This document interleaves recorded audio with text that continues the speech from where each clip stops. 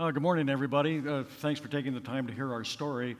Steamchain is a really interesting and disruptive company, and we're focused on making a significant difference in the B2B payment system in the global shipping and logistics industry. It's a $15 trillion industry. So here's the problem. Almost everything that is quoted in US dollars, and most of it is paid in US dollars and US trade.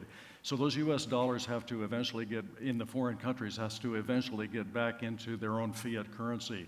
And that can cost anywhere from 5 to 11%. That's a big time problem. The other problem is that these companies all work on incredibly small margins, 2 to 4%. Just take a look at NYK. They had revenue last year of around $17 billion. They only put $101 million to the bottom line. At the same time, they had $100 million in currency fluctuation costs. That's the other problem. So our solution is, if they had used it, we actually could have doubled their bottom line. Big impact on that particular company.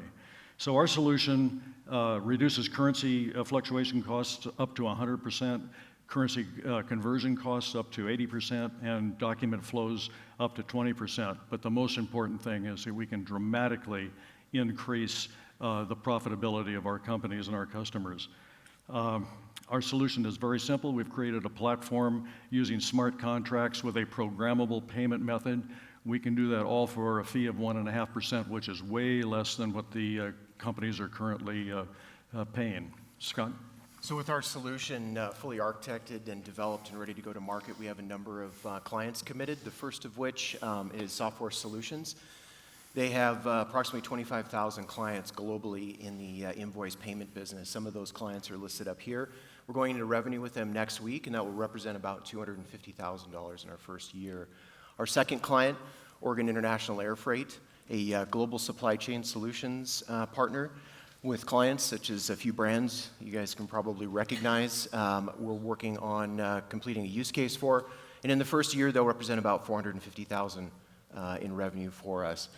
The team that we've curated to lead this business has depth in global logistics, supply chain, operations, business, finance, and technology. I'd like to highlight just a couple of folks on that list right there. So Steve Akery, who's the founder of OIA, has joined our board, as well as Paul Vindigni, who is the CEO from our very first client, SSI, and also a professor of international finance at PSU. So with that, I want to thank you for your support and turn it over to a few questions. Awesome. So how is it that you're able to do this for 1.5% and the banks are charging 3 times that? Go ahead. So how we're able to do that is removing all the financial institutions from that equation. So we remove the financial institutions, they're going to be really happy about it, but our clients will be even happier because we can save them, as you said, anywhere from 4.5% to 9% by circumventing that and leveraging our solution around smart contracts to enable payment between those two parties.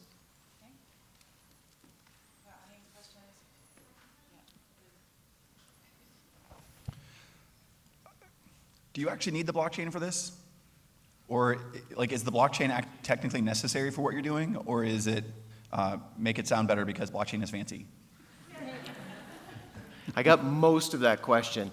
Blockchain is a simple utility that we're leveraging. It's the foundation, if you will, behind the smart contracts that we create to ensure that we have an immutable record of the transactions between those parties that then becomes data reference for future use.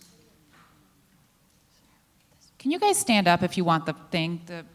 Our catchbox people can't see you. Hey, so I'm not really experienced with the blockchain technology and all of that, but I know Ethereum exists, and a lot of companies are like cooperating their businesses upon Ethereum chain. And I was wondering, are you guys having your own chain, or how are you competing with all those other companies like Ripple, for example? So we're not competing with them directly. We have a vertical that stands alone, if you will. We've designed and developed this solution independently. Again, all of our clients will log into a portal, if you will, that enables them and their partner clients to transact via these smart contracts. Can you, while we're on that topic, just give us a very quick example of something, a transaction that would be happening with a smart contract? Yeah, absolutely. So let's say you have a party A and a party B. They're in two different countries and leveraging their own local fiat currency, if you will. Let's say a vessel and a vessel company and a fuel provider. That vessel needs to put in about $1.5 million worth of fuel. Typically, if you start to do the math on the 4 to 6% of their existing currency exchange cost, that becomes pretty expensive. So we enable those two parties to come through our solution, create a smart contract with one another.